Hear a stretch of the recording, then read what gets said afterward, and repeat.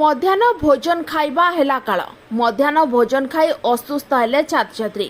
ମଧ୍ୟାହ୍ନ ଭୋଜନ ଖାଇବା ପରେ ମୁରିବାହାଲ ବ୍ଲକର ତେନ୍ତଲଖୁଞ୍ଚି ପଞ୍ଚାୟତ ଅନ୍ତର୍ଗତ ନୋଡାଲ ହାଇସ୍କୁଲର ଛାତ୍ରମାନେ ମୁଣ୍ଡ ବୁଲାଇବା, ପେଟରେ ପ୍ରବଳ ଯନ୍ତ୍ରଣା ଅନୁଭବ କରିଥିବାର ଅଭିଯୋଗ ଆରମ୍ଭ କରିଥିଲେ।